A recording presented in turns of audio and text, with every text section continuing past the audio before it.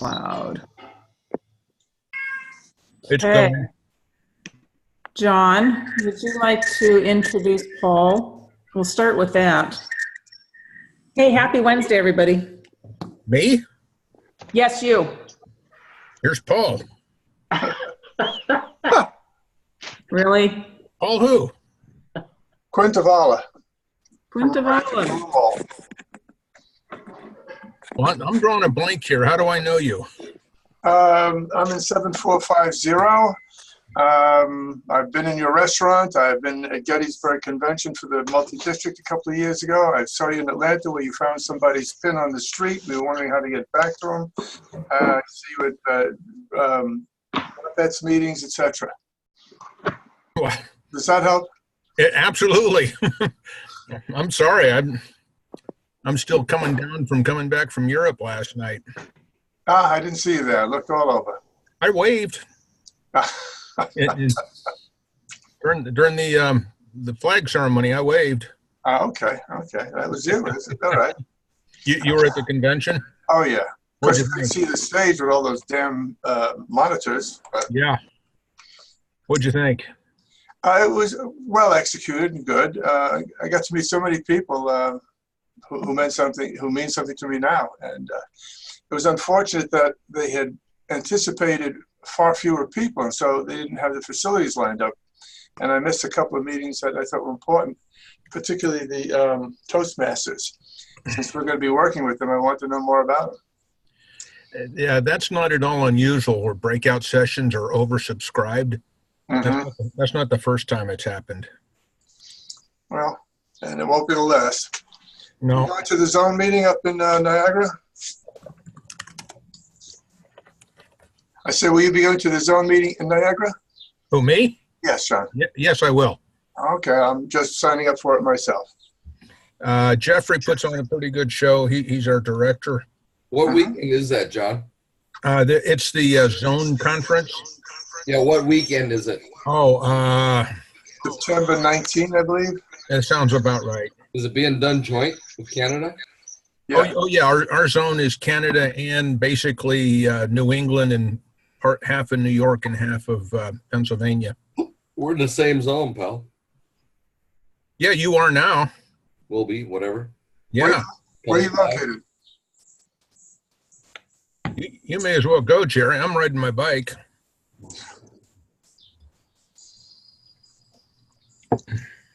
All right. So Paul's going to talk about Rotoplast since John's not doing the introduction. No, I just did. What do you want? I want more than that. Well, Paul told you. Am I on stage now then, Linda? You're on stage. Can everybody see my my slides? Yes. Okay, then I'll act like an adult. My name is Paul Quintavala. I'm in Broomall, PA, which is outside of Philadelphia. Rotarian, stepping out of the role as governor, thank goodness. I've been in the organization for about 12, 13 years. Rotoplast is a 501c3 organization headquartered in San Francisco. The word rotoplast is a derivative of rota for rotary and plast for plastic surgery. The mission is really very straightforward. We provide corrective surgery for children who have cleft lip and cleft palate. We also do a great deal of surgery for children who have burns and other disfigurements. The organization was really started by a plastic surgeon who went overseas and found a need. We do these things. We raise funds to do missions. We recruit medical professionals, and we take them missions to foreign countries. Almost all of the missions are to countries where there are local Rotary clubs who have invited us and helped sponsor us. That's a big point of differentiation from all the other organizations. And the idea of doing plastic surgery for burn victims has become a real priority with us. You get things in countries like Northern India, Bangladesh, South America, where people live on dirt floors and they cook on the floors. And very frequently, those embers, sparkly and attractive, and toddlers are attracted to them, and they walk into them, they fall down, and they get terrible burns in their faces and whatnot. And from that, you get all sorts of disfigurements. We've also, in recent years, found that we're helping young women who've had their faces cut by disappointed suitors who figure it's a point of honor to cut a woman. We don't quite see it that way, but you can't change everything at once. At any rate, let me familiarize you with what cleft lip and cleft palate are. When the human body is forming in the womb, the parts come together and grow towards one another. And when the face comes together, for certain reasons, it doesn't happen in the lip or the roof of the mouth. The roof of the mouth is one big bone, the mandible, and it holds your teeth, and the very roof and the sinuses into your nose. Now, we mentioned that it affects about 1 out of 650 births. It can happen to anyone, but there's also a hereditary factor. In general, we find that a lack of folic acid in the mother's diet is a trigger. That will happen almost pretty often. Also, there are pollutants, traumatic effects. Those things will cause that to happen. Cleft lip is least common among blacks in Africa. Then it becomes a little more common among Caucasians in Europe, and more so in Asia, and then again in the New World. We also see that where there are isolated communities, it becomes profoundly busy.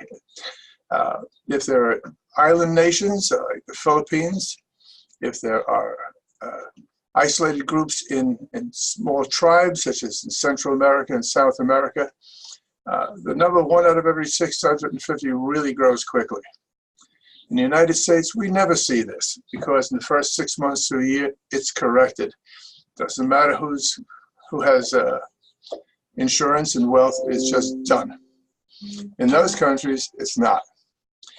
In the third world country, how you look is really important because many people see this as a disfigurement as a failure on the mother's part and the family's part. And so these people are isolated.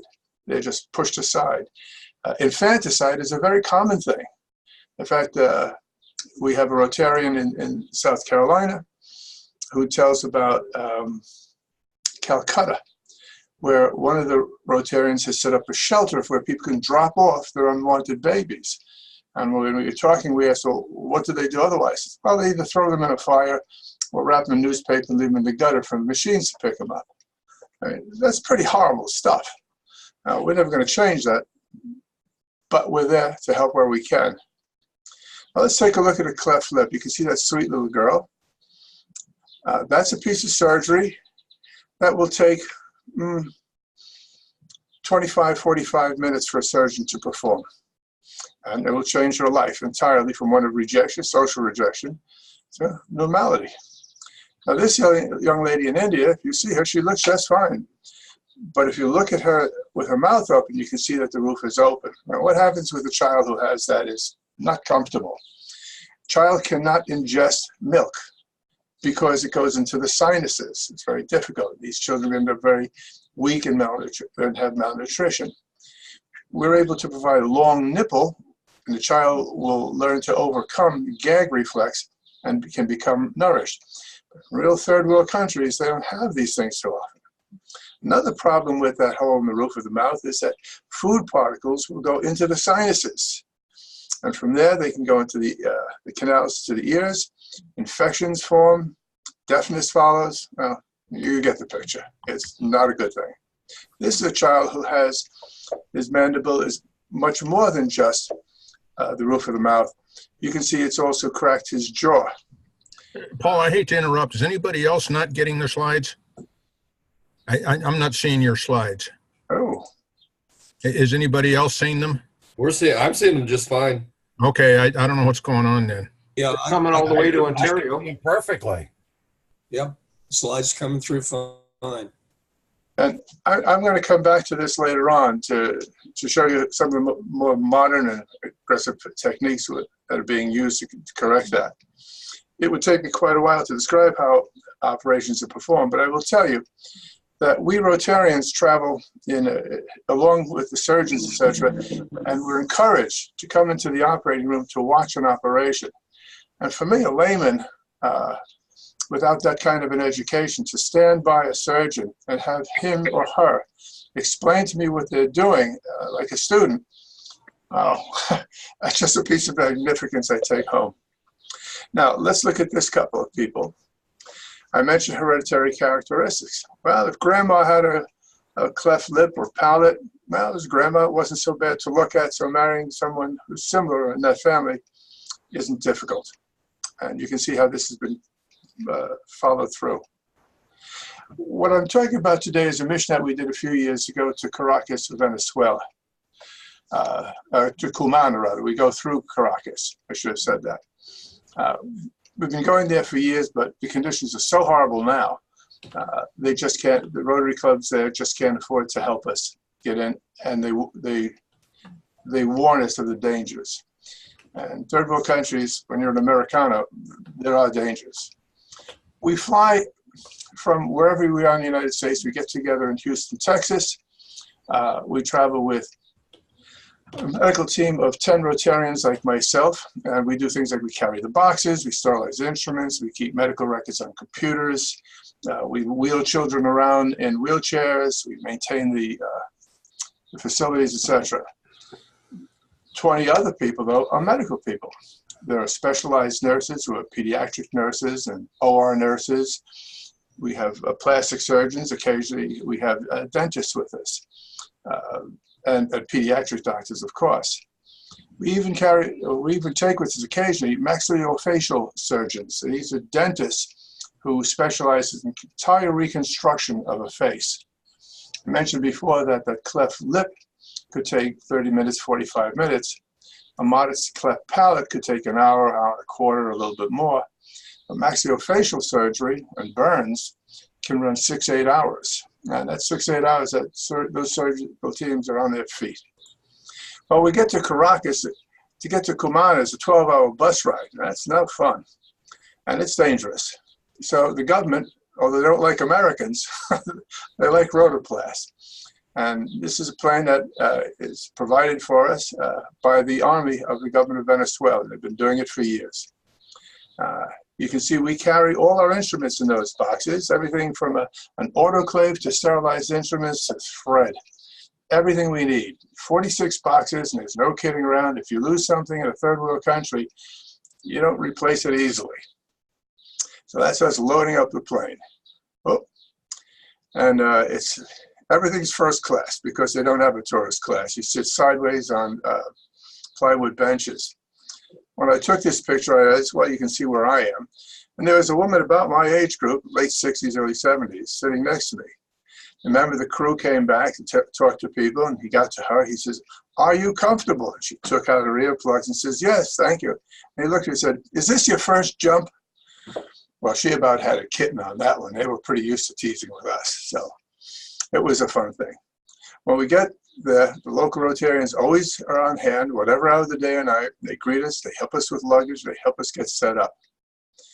Now, Cumana, Venezuela is the capital of Sucre that's in the northwest portion of the country. It goes back to the early 1500s, and it currently has a population of 825,000. It used to be a lot more.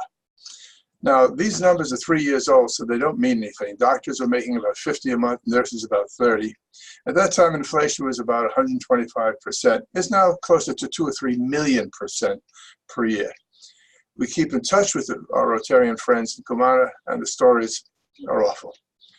So this is a map of the northern portion of South America. You can see Panama on the far left, and Venezuela right there. It used to be a very beautiful area. I point out the Toyota assembly plant. It used to produce 2,000 cars a month that it shipped out to various countries in the region as well as within the country. But because of economic conditions in that country, it now produces 125 cars a month. The government has a very simple policy about socialization. If you go bankrupt with your business, the government will take it over. You just lose everything. They take it over, and your employees become government employees. And currently, 40% of the people in Venezuela are employed by the government, almost all of them in normal business employment. Not good. I show here a picture of the fishing fleet. Well, the fishing fleet in Cumana had its roots back in the days of Christopher Columbus. It was huge. They would bring in fish from the region. They would freeze them or can them, or they were processing them some way. But the government had a different approach to it. You're probably aware that when a fisherman signs on to a ship, they're guaranteed a specific amount of money at a percentage of the catch. Well, that's capitalism, and they didn't like that. So the government passed the rules that you have to pay them an hourly salary and time and a half on overtime and double time on Sunday. And of course, the fishermen were not making a buck, so they pulled up anchor and they moved up to Panama. We were glad to have all these nice people come in. The factories pulled all their equipment and they went up to Panama. So this is an old picture. I was in this harbor and there were no fishing boats at all. It was gone. Just to give you an idea of a street scene, you notice the tires don't necessarily match. You're lucky if you have them. If they wear out, you can't get any more. The government doesn't want doesn't want their people to import anything because their money is virtually worthless. And so things just keep running down. This line of people standing in line for bread, and they all have papers to say how much they're entitled to. Each family gets just so much.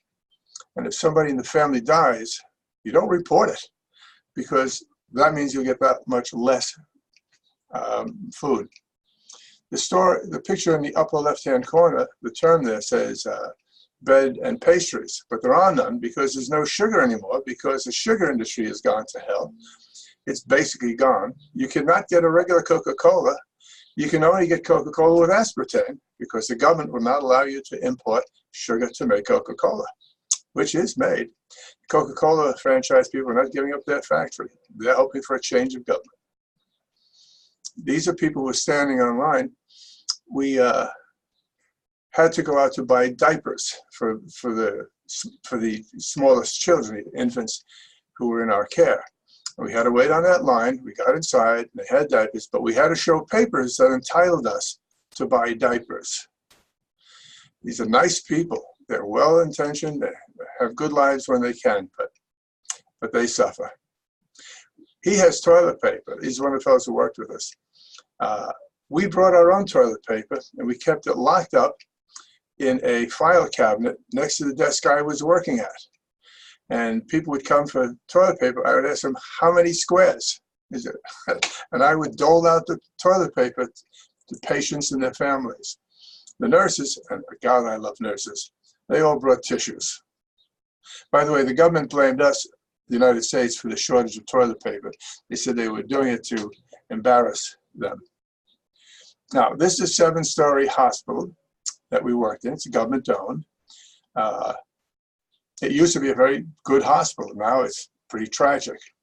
1 of every 3 Venezuelans who checks into a hospital today, 2 years ago, probably worse now, they simply die. There were 4 elevators in this hospital. 2 of them worked, and we were assigned to one, and we were forbidden to use the staircases because a man said to me, you may not come out on the floor you were hoping for. There are no screens. Windows are open on us all the time. There are no toilet seats. They don't exist. Water was scarce. When we were there, it was turned off most of the time. They turned on the water from 7 a.m. to 8 a.m. And at 7 a.m., we would turn on the faucets and the showers and whatnot, and we gathered up all the water we could in buckets. It was light green. That didn't matter. We weren't going to use it to drink. We were going to use it to flush the toilets. Nobody told me that the first day. And boy, that's pretty rank when you're sharing. Well, it gets tough. Let me show you what a room looks like. This is the standard of living. You notice the bed is a plastic cover on it. When a patient comes in, 1 sheet is provided. There's no top sheet. There's no pillow.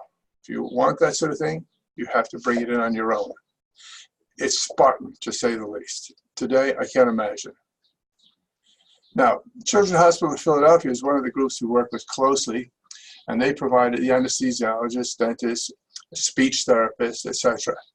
These are talented people who could be making a good salary, I'm sure, but they're volunteers. They don't expect pay, and they can live under some pretty tough conditions. On our first day on a mission, we evaluate. We call it pre-clinic, and people come from many miles away. They walk, they take taxis, tuk-tuks really, but they get to us, and we usually find them waiting. One of the nurses was telling me about an early mission to Peru. They got in the middle of the night, we often do, and when they came out, they were staying in army barracks in Peru. When they came out, and we went towards the hospital facilities, they saw people squatting down on the side of the road with cardboard boxes next to them. Well, the people squatting on the side of the road were almost all women, and they had a blanket of serape wrapped around themselves. Inside the box was the baby, kept warm and cozy through the night. That's tough living. Well, on that first day, we evaluated 236, and we were able to accept 116. 100 children received 149 procedures because sometimes there are multiples. We turn away children because, well, they have heart murmurs, they have coughs, low iron, particularly in communities like India where there are vegetarians. And it's a tough thing to tell parents that the child is being sent away for that reason. We encourage them to feed them lots of lima beans and lentil beans, and come back next year. We'll hopefully do that. And I've got a couple of stories when you want to have a beer about how people were turned away, how it was not a happy moment. We had one woman who threw the baby at the child at the nurse and said, "You take care. If I bring the baby back, my mother-in-law will throw the baby in the fire." The nurse took the baby, and the crew fed that little kid every moment the kid was alive. A week later, it was well enough nourished that the surgeons would operate, and the woman was able to take her child home with her mother-in-law. It just gives you an idea of what examinations are like. Lady in the center is a nurse. She comes out of Texas. She's really good. These are dentists as well as anesthesiologists, etc. Here's one of our little patients. You can see she looks perfect. The roof of her mouth has a different story. This little child looks pretty horrible. Again, in Peru, it would be the mother's obligation to destroy that child. It happens. But most of the time, anytime we're able to do something, and you're going to see this child later on after the operation. A typical day of surgery, we have a surgeon will be able to accommodate 6 patients, 9 surgical procedures a day. We start our day with a meeting at breakfast at 7 a.m., start our rounds at 7 a.m., and by 7:45, the surgeons are busy.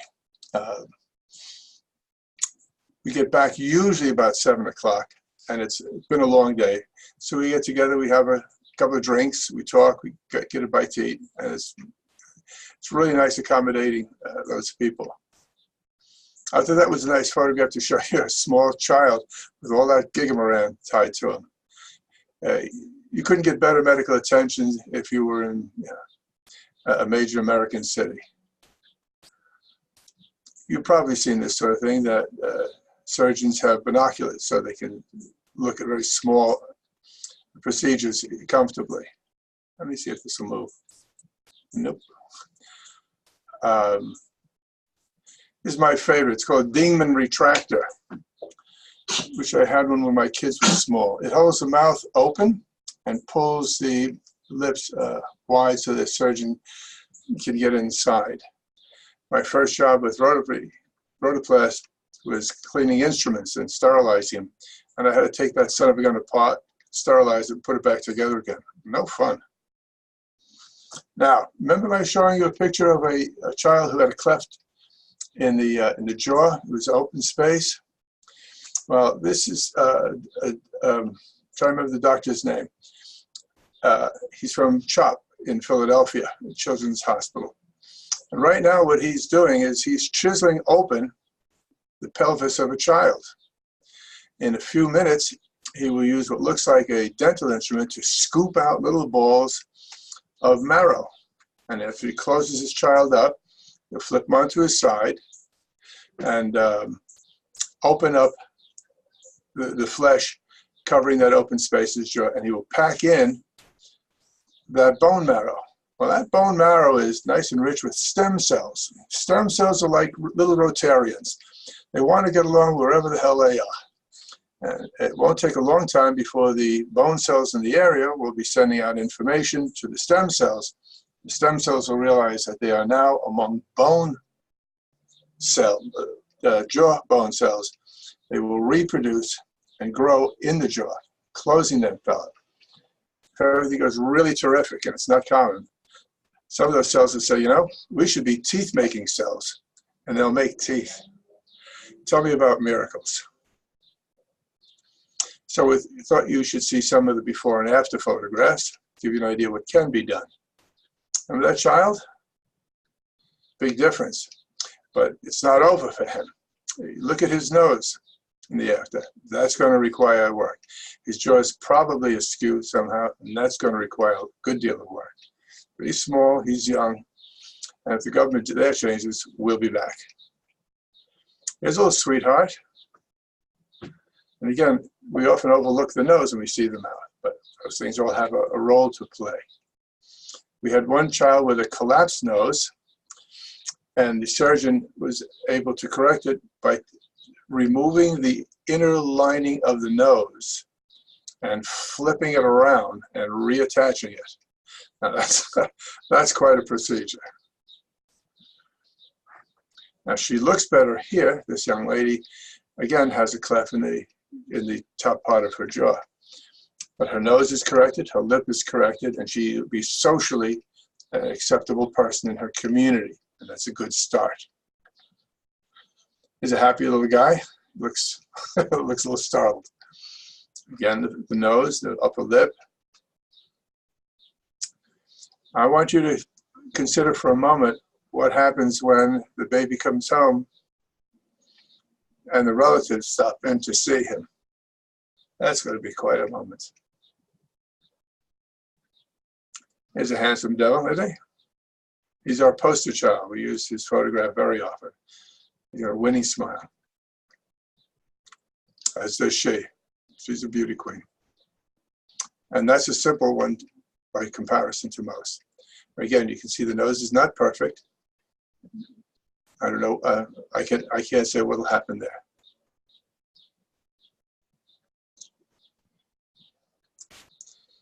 Imagine that we're going to do well over 100 little operations like this. We're there for 2 weeks. We always leave on a Sunday, return on a Sunday.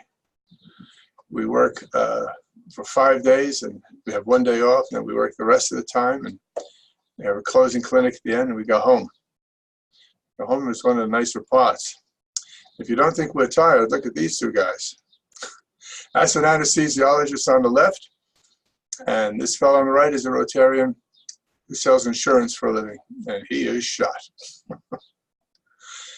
So we say thanks to all those who make this mission possible and missions in the future.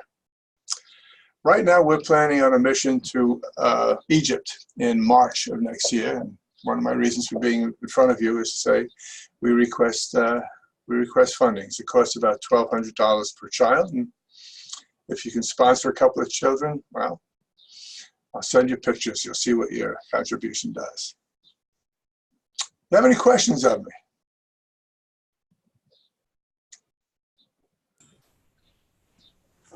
Wow, quite an eye-opener and really incredible work that has been done. And you are to be commended as well as your colleagues. It's just mind-boggling.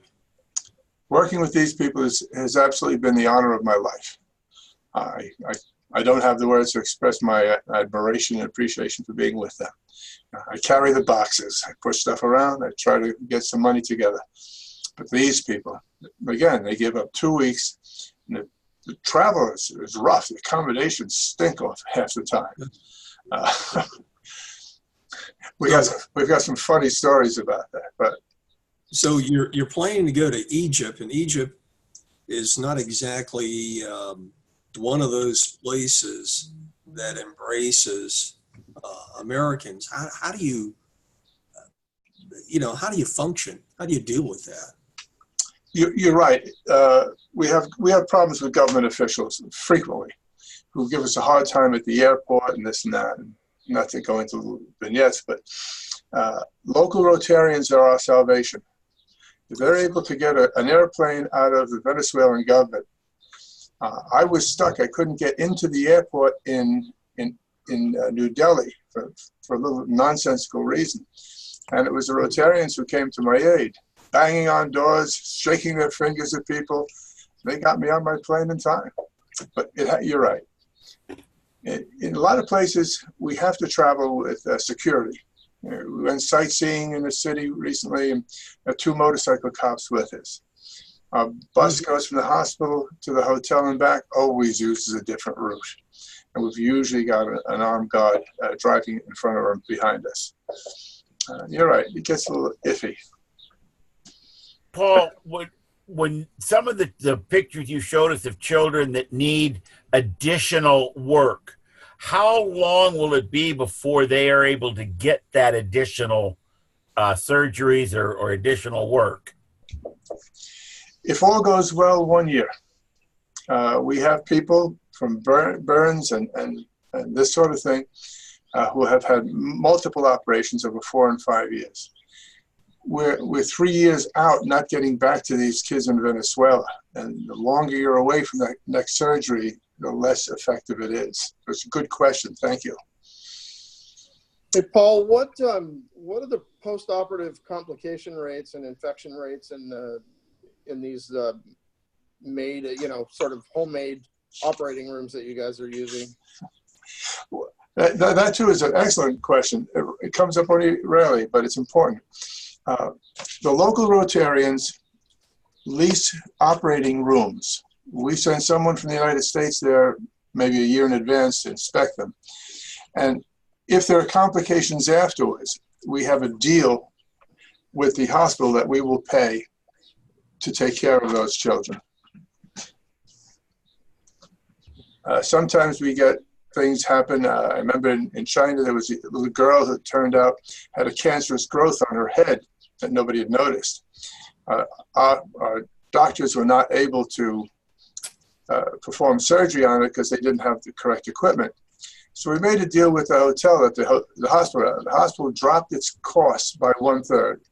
Rotoplast International agreed to pay 1/3. And a couple of nurses passed the hat, which they do all the time. And we got up enough money by passing the hat, etc., that we paid for that surgery. Passing the hat's common. If you don't bring cash, you catch hell. Now, Paul, you mentioned that these conditions are related to lack of folic acid. For some reason, I'm thinking spinach. What does that folic acid come from? It's most often found and best found in leafy green vegetables like spinach. Poorer countries are unable to maintain crops to grow leafy vegetables. It's difficult. And so you find these people eat fruits and tubers and rice and starchy products. That's why you'll see obesity among people who are not well nourished at all. We also operate mini clinics to teach people and the families of what they should be doing in hopes that they will teach others. If our dentists get a day off, and they do, they'll go to local schools and discuss dentistry and proper oral hygiene. So we do as much as we can when we can. Hey, Paul, you can stop sharing your window and then we can see each other all at once on the page. Oh, I'm sorry. Just close the window?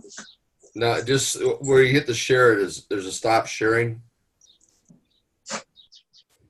If not worry about it, Sorry, you got me. Oh, hold on. I can close the screen. We don't want to lose you. I think I can close it, can't I? I don't know. Probably should be able to. Let's see.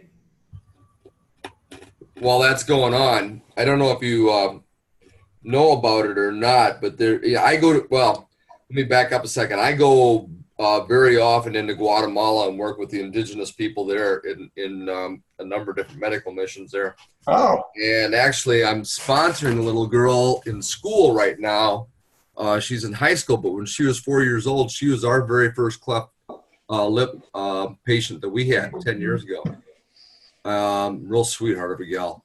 But anyway, there's been recent studies here as little as a year or so ago, both in the Philippines and in Guatemala, and the finding that there's a correlation to the high incidence of cleft palate with the and other deformities actually with the mold that grows on the corn, as the maize that they hang underneath their village huts and stuff. yeah. And there's a relationship to that mold that's growing on those, or the whatever fungus that grows in there. Aspergillus. Yeah. And I I don't know if you knew about that or not. That's something that's relatively recent, but it's quite a relationship. Of course, that's their entire diet in that area. It's worth a lot to go see how people live and what they do. It's worth a lot to anyone. I should say, because I'm also recruiting. If any of you nice folks think you'd like to be part of this, give me a call. I'm there. I've got a couple of them getting ready to go with me in Guatemala next spring too.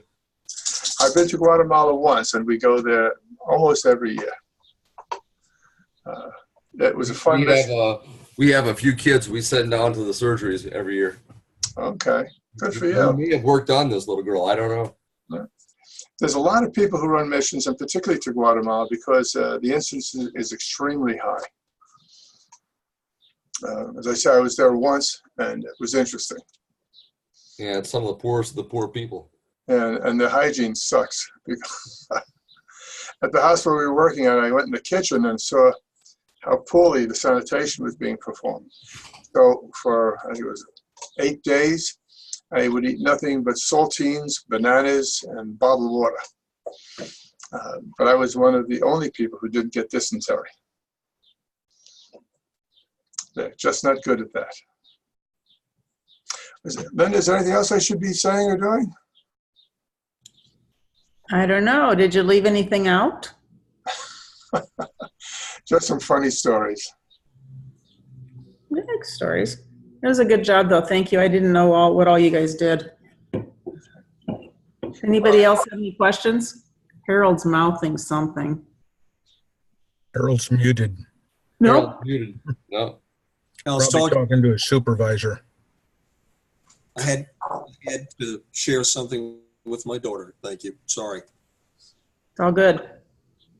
Any No, other that- questions for Paul? That was fascinating, Paul. It's Yeah. telling. I sent you a message, so got my email on there if you'll respond to that. Okay, I'll look for that. Well, shall I then sign off, Linda? If you want to sign off, you're welcome to stay for the rest of the meeting if you want. My wife has made dinner. It's 7:30 Okay. time. And you were talking about meals. She makes a wonderful sauce with porcini, mushrooms, beef, and a tomato sauce. And it is Time to eat. perfect for me. Time for dinner. Okay. But, Thank hey, you very much, folks. Thank you so All the much. best, you Rotarians. Bye-bye now. Paul, before you sign off, that message is at the bottom of your screen. If you run down there and look under chat, Okay. and then you can respond at your leisure. Okay, I'll do just that. Again, have a nice evening. Thank you, Paul. Thanks, Thank Paul. you very much. Ciao. Awesome. Okay. Well, everybody having a good week so far? I'm going to introduce David Yenero. Did I say that right? Yeah, perfect. David sent me an email over the weekend. I'm still waiting to hear back from a few of you. He just got back from Hamburg with his wife, who was a Rotarian, and saw the article on us and wants to join. And he rides a motorcycle too. It's a bonus. So I'm going to let him introduce himself a little bit and tell us what he's up to. Hi, everyone. Hey, David. Hey, Paul is a tough act to follow. What do I say? What incredible work he's involved with. see, I'm an astronomer. I'm a full-time faculty at Georgia State University where I teach astronomy. I also work with Jet Propulsion Laboratory. I give public talks for them as a solar system ambassador. I have a wife and 3 beautiful children who aren't children anymore. The youngest one is in college now. Got 3 in college this coming fall. Ouch. Yeah. I do a lot of work with with my wife, with our Rotary Club here locally. I've given talks there before. I have a big Unimog military transport vehicle. We dress it up like a Christmas float and have a Rotary float in our town Christmas parade every year, and won first prize last year. I plant trees, I rake mulch, I do whatever needs to be done with Rotary. So I've kind of been an honorary member up to this point, and I'm excited about the possibility of being an active member. Very cool. Did you say what you're riding? Okay, I have a BMW R1150 RT for. Good man. Good man. Do you ride a BMW also? Of course. Oh yeah, and since I live in North Georgia mountains, so we have a lot of off-road riding, forestry roads riding. So I also have a Kawasaki KLR 650. So you know where Hiawassee is? Oh yeah. Yeah, I go there every year. Oh Great. wow. Yeah. You've gotta reach out to me next time you're down here, because that's pretty close to where I am. We can go for a ride. I'd love that. Tomorrow morning I'll be headed to Lebanon, Tennessee for the yeah? national rally. Yeah. Oh, wow. Week from tomorrow, David, some of us are a week from tomorrow. We're heading to Athens, Ohio to ride together. Wow. You're still welcome to join us. I'd love to. On the webpage, I saw some of your big trips that you do, and I noticed you. So do you guys ride across Germany to go to the conference, or did some people from your club do that? I think John's the only one. John and Chris went to Germany, I think. I stood outside the convention hall. The IFMR Europe was supposed to have like 50 motorcycles show up, and I saw like 2. Oh, really? So I don't know what happened. I think you know how the guards were out at the front? They weren't about to let anybody in that wasn't authorized. Oh.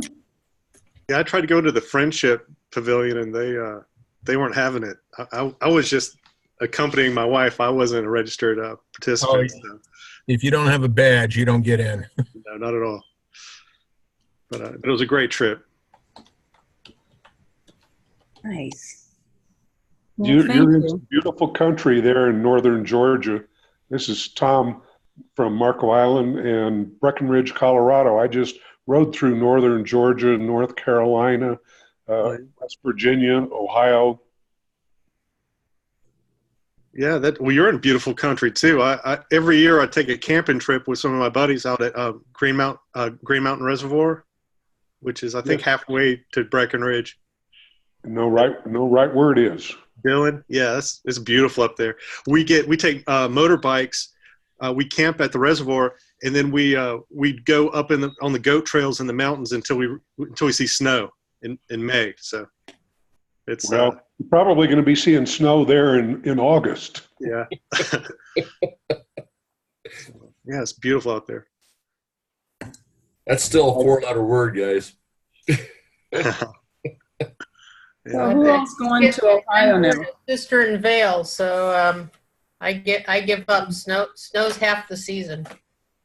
You're in Vail? Oh wow. No, my sister is. My sister's in Vale, and both my boys are in Denver. So half the season skiing, and the other half's on the bikes. Hey, who all's riding next week? We're riding, but we're in the Ozarks. Sorry. We're riding down from Owen Sound. David, you're coming? I'd love to, but I'm not going to be able to make it this time. I'll be doing. This David is going. Oh, that okay. Glendy, you're going too, aren't you? Yep, I'm riding down with Kenton and Christy and Quinn. Oh, cool. And then a Rotarian from my home club here asked if he could join us as well. I think there's going to be as many Ontarians as there are Americans. 50-50. Are there? Wow. I don't know. I haven't looked at the list lately. Well, I have an adventure coming up this weekend. I'm leaving Friday morning to go up to the Halliburton area to, we're staying at a kids camp on a lake, and there's 300 women riders going to stay at this camp for the weekend and do a ride on Saturday, and we've got lots of activities planned. We're sleeping in cabins, 10 in a cabin, and I think I know 2 of the 300, so it should be an adventure. Bring him down to Ohio with you. Whoa, wait a minute. 300 women riders? Yep, Wow. Now you're going to recruit for the club, aren't you? I'll try. Some of them look kind of scary. I'm a little bit afraid. They're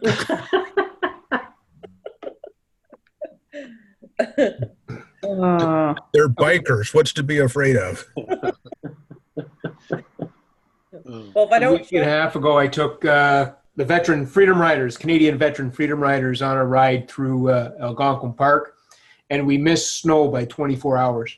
Wow. Wow. There's not going to be snow in September, is there? No guarantees. The snow. Who's registered for that already? I know Rory and Judy. I don't know if we're registered for it. I know Jeff's thinking about doing it. Do we need knobby tires for it? I hope not. No. Just studs. No, but bring rain gear. Yeah. I want to come so bad, but I've got a board meeting that weekend with Casa Calibri. Well, I got to scoot, guys. Jeff's loading up the bikes. I can hear him yelling for me. Hey, you don't have to put up with that. Good to see you, He's McKenna. always hollering for me. Tell him I said hi. That's a good thing. See you later. See you, Mickey. Bye-bye. Bye.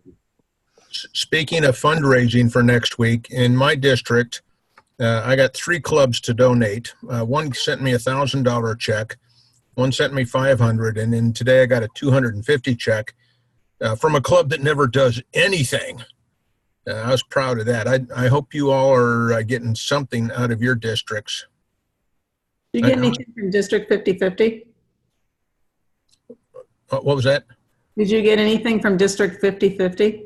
I have not seen anything. If they donated directly, and I would not know about it. A lot of you may know John Nanny. He rides around in a powered wheelchair, and he's a big vaccination expert because he didn't get the polio vaccine. But he sent in $200 directly. Nice. So we should get maybe $4,000 or $5,000. I sent mine in directly, John. Okay, if you send it in directly, just send me an email. I'm keeping track. We should do that. Email it. I'll put it out on the chat to everybody. Hey guys, I tried to do a birthday fundraiser on Facebook and have our club be the beneficiary, and it wasn't available as an option as a nonprofit on Facebook. Is that something we can set up? Yeah, we don't have our 501c3 yet. Oh, it's not through yet. Okay. Is there something that we could work out with 6380 to have it redirected? If we were to do that. I don't know if 6380 has a general 501c account. But Rotary International, that's something that became before the council legislation.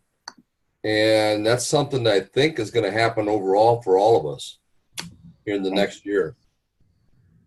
I don't know the details of that yet. I'm waiting to hear that back, but there's a big resolution. It's quite a battle, but it passed, associated with actually getting Rotary defined as whole as a 501c3.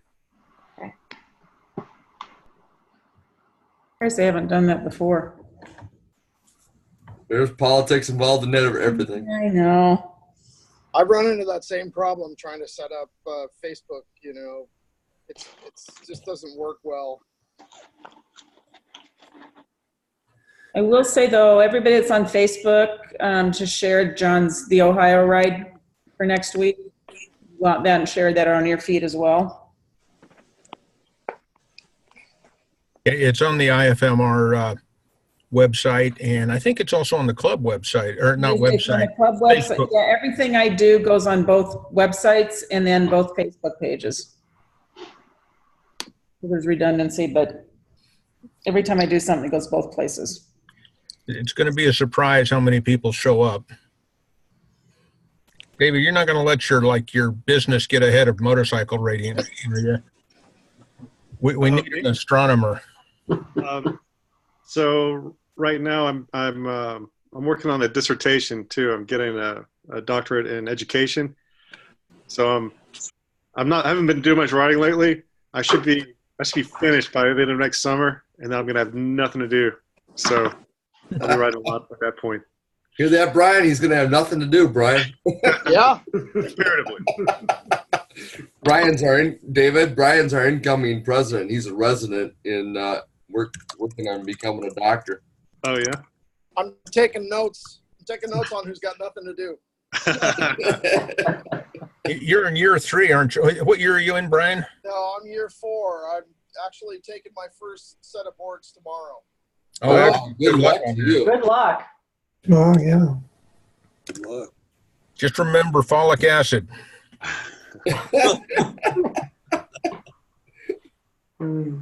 Amanda's shaking her head like, what am I doing with these people?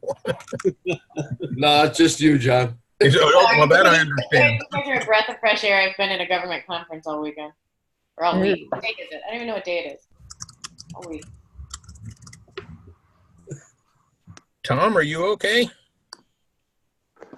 Yeah, I'm doing fine. I just got to Breckenridge and hauled 2 motorcycles from Ohio to Denver, offloaded 1 BMW, brought the Triumph to Breckenridge, and in fact, the people helping me in Denver offload the 2 motorcycles had one concrete instruction from me, that was make sure neither one of them tips and keep them upright. Well, they didn't pay attention to my instructions, and the Triumph toppled off the trailer. Ooh.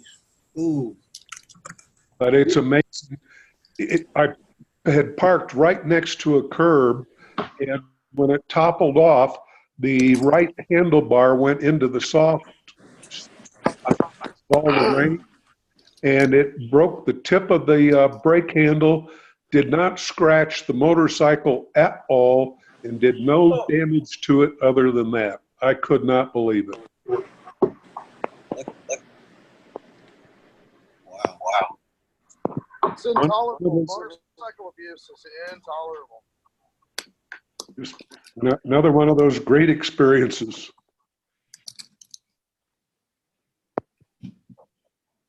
When are your exams, Brian?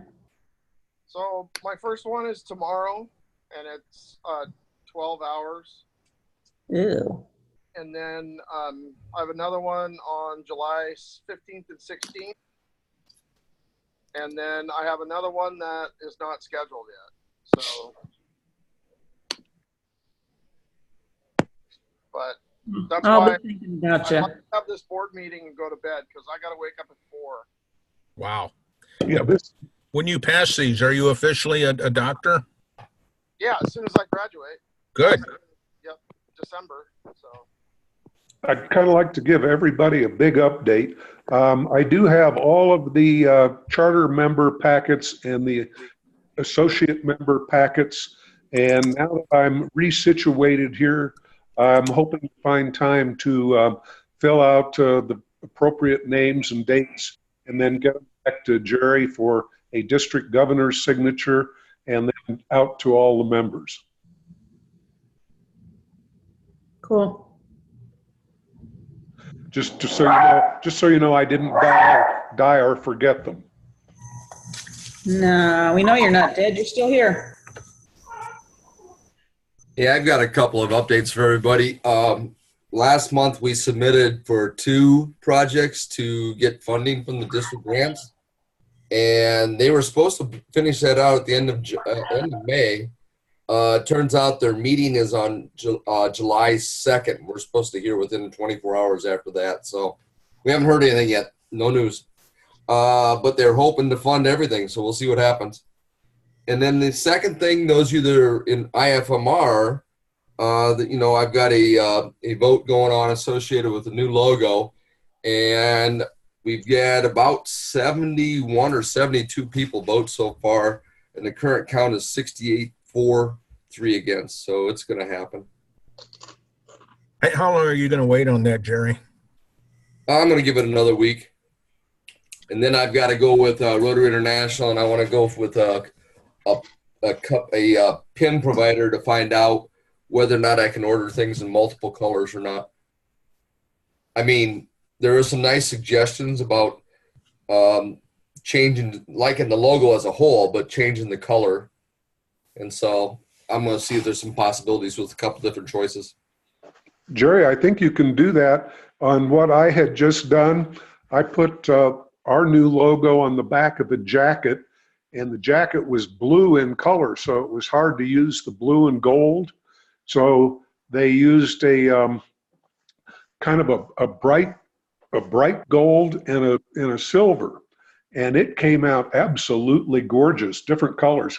Then I got a long sleeve shirt, which was yellow, and they did that in different colors. So I think we're okay. Yeah, my interest is going to be what minimum numbers I got to do to order on the pins and stuff. So, we got 170 members currently in IFMR. My goal is to grow it back to where it was 450 to 500 members. But still, if the minimum order is 1,000, buying them in 3 or 4 different colors might be a little bit prohibitive. So we'll figure it out. 10-4. We'll figure it out. It's interesting though. You get some interesting responses from people when they can take stabs in the dark without having to say who they are. Number one, and number two, there's Rotary folklore and everything. I'm being told what the rules are, and it's like, yeah, you need to find out yourself. Carol to tell you that rules are made to be stretched. Is that what Harold's going to say? Well, I figured you'd know. You've probably run into a fuel rule stretcher in your life. I want to put a plug in for the International Convention in Hawaii next year. If you've never been to an international convention, they are just, to me, they're indescribably good. I want to appreciate the fact that it coordinates perfectly with picking my son up from New Zealand at the end of May. Oh, excellent. So it's on the way. Yeah. I figured, what are the dates for Guatemala, Jerry? Do you have them on the top of your head? May 8th through 15th. I'm just not going to work for the third quarter of next year. I'm not going to let you out of that one. Oh, no, that's the only one I'm for sure going to. If the boy child, he can fly back from New Zealand by himself. That's fine. Back to the. I'm going to go down and watch him play. Going to go down and watch him play rugby in February, but I cool. Definitely will be. Do they play the opposite direction down there? No, upside down. They do it on their hands. They run around on their hands. They play the opposite of us. They play well. Back to the convention. I think the dates are 1st through 6th of June. We're now in the second round of reduced registration. The first is if you registered on site. Several of the hotels have already booked up. So if you're thinking about it, reserve the hotel. You can always cancel. Jerry, you've been to them before. David, what were your thoughts on Hamburg? Well, you didn't get to see it all. I enjoyed the city. I didn't, I saw the slideshow my wife put together when she got back that she's going to show Rotary Club. It looked very engaging. There's a lot of very inspirational people there. There was a young man who he's from Korea, and his parents died when he was very young. He came up, he raised himself, and he sang at Rotary. Mm-hmm. He mentioned he's been able to make a life for himself as a singer. So a lot of captains of industry, a lot of people that are involved in humanitarian endeavors. I really wish I would have been able to attend. I think one of the more amusing parts was in the closing ceremony. Before everything opened up, they're playing music, and they played the Village People's YMCA. So it's fun to watch all these old geezers going, YMCA. Oh, yeah. Me among them. You did? Oh, I didn't get to see the footage of that. Anyway, I commend it to you to sign up and go. I am registered for Hawaii, John. Did you get a hotel? I've done it the opposite. I haven't registered for a hotel yet. Bring a tent. Yeah, we do plan to go to Hawaii, so I should be there. I think that's going to be my 7th or 8th one of these. I think I figured Do we have this any was. retired? Sorry. What Do was we have that? any retired military in our group? Retired military? Yeah, I know there's a bunch of veterans, a bunch of us that are veterans, but do we have any retirees? I'm retired military. Can you stay at Shades of Green, John? Harold, can you guys stay at Shades of Green, Yep. right, in Honolulu? Shades of Green. I was unfamiliar with it. Because of my legs, I need to be close to the convention. I hadn't considered that, though. Maybe I'll take a look at it.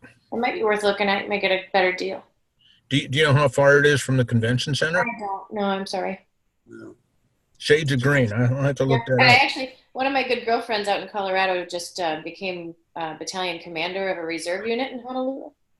Oh, So cool. she told me I could just stay with her anytime I want to come out. So I really don't have any excuse Did you see the National Guard just named its first woman infantry division commander? for that. Yep. She was commissioned in '86, and I thought, no, that wasn't that long ago. That's when I get out of active duty. I was this many. Sure. Yeah, there we go, Amanda. So, Jerry, is IFMR going to have a booth in Honolulu? I haven't thought about it yet, you know. I have to figure that out. We don't have any members in Hawaii, I don't think. I think we need to, Jerry, I was just looking, I'll do some research because I think it would be beneficial for us to maybe hit up a couple of the clubs that are in Honolulu, because there are quite a few, and just do kind of a recruitment push while we're there. Yeah. Maybe avoid the 1%er club that's on the island, but 1%er. I misunderstood that. yeah, there's a Nice. club we don't necessarily want to be a part of. Amanda, what was the name of that facility in Honolulu? I think it's called Shades of Green. Let me It look it sounds up. familiar. Green. That might be the Disney one. Let me look. They have one at Disney. It's Shades of Green. I think they have locations. No, it's Halikoa. Sorry, It's Yeah, called that sounds more like it. Halikoa is I've right. stayed at Halikoa before. Yeah, I'll send it in chat right now. Awesome place. Yeah. Is that pretty far away from Honolulu, though? No, it's right on the beach. Or right, it's in Honolulu, right by Waikiki. I don't know Well, how that's far right that there. is away from All the hotels are up and down Waikiki.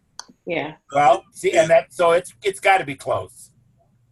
I don't know where the convention center is, but Halikoa, we've stayed there before. It's fantastic facility. Really? All right, you guys, we're 5:04 or 7:04, 6:04, wherever you're at. I'm going to say goodnight. It's 04. See many of you next week.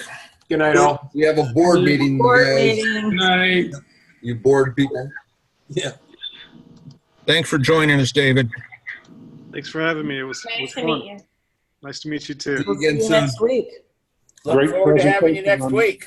I'll be there. Definitely. By the way, Presentation David, you're on more than rotoclass. welcome to join us for the Always board. nice to have another BMW rider. Our board meetings are open, David, so you can stay if you'd like. True. I have dinner Oh, waiting that's for me, great. so I'm going to go eat. But thank you. Food. Smart. Dinner trumps us. Sorry, guys. Feeling the love. Good night. Enjoy. David. Thank you. gonna be short if I got anything to say about it. Going all the way up, he was up on his hind legs all the way from the tree. Yeah, I don't have that much stuff. All right. One thing to consider, Linda, I was talking about